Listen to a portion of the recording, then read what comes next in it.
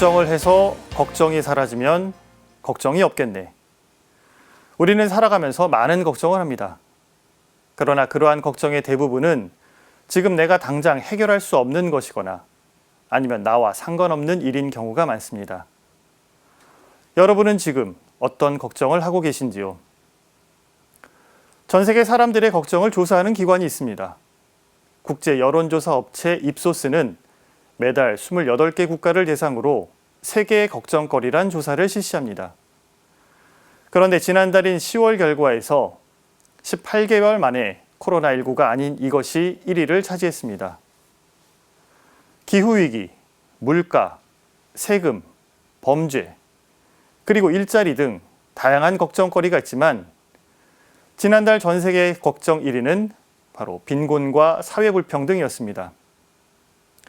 사실 코로나19 이전에 늘 1위였던 빈곤과 사회불평등이 다시 1위를 회복했고 코로나19는 2단계 떨어진 3위로 나타났습니다. 자본주의 사회에서 불평등은 심각한 부작용입니다.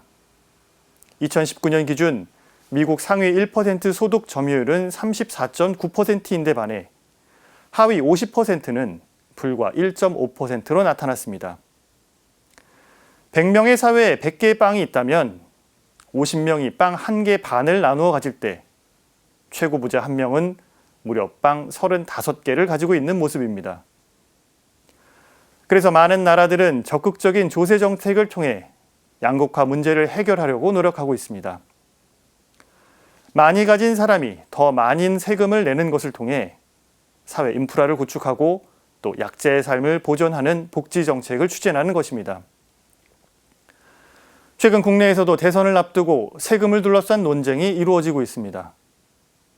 특히 종합부동산세, 즉 종부세 관련 논란이 그 중심에 있습니다. 종부세는 부동산을 많이 보유한 사람에게 세금을 강화해 과세 형평을 제고하고 비생산적인 부동산 투기 소유를 억제하기 위한 목적으로 2005년부터 시행되는 제도입니다. 우려하는 입장에서는 최근 공시가격 현실화와 주택가격 상승으로 종부세가 큰 폭으로 오른 것을 걱정합니다.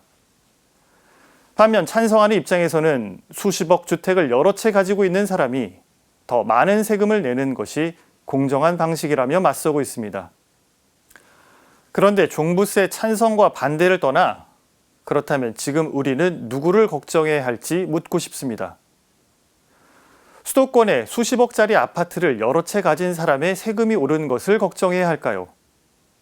아니면 월세 50만 원 단칸방에 살며 연간 600만 원을 주택 임대 비용으로 지불해야 하는 청년의 삶을 걱정해야 할까요? 자산 불평등이 심각하게 벌어지는 시대에 오히려 종부세를 내야 하는 상위 1, 2%에 속한다는 사실은 오히려 감사한 일이 아닐까 합니다. 주변 같은 아파트 사람들만을 바라보는 것이 아니라 나와 멀리 떨어져 있으나 같은 시대를 살아가는 98%의 사람들을 기억한다면 우리의 걱정은 분명 달라질 수 있습니다. 오늘 사제의 눈은 종부세의 계절, 누구를 걱정해야 할까요? 입니다. 성실한 납세로 사회적 양극화 해결에 힘을 모으는 모든 이들과 함께 오늘도 평화를 빕니다.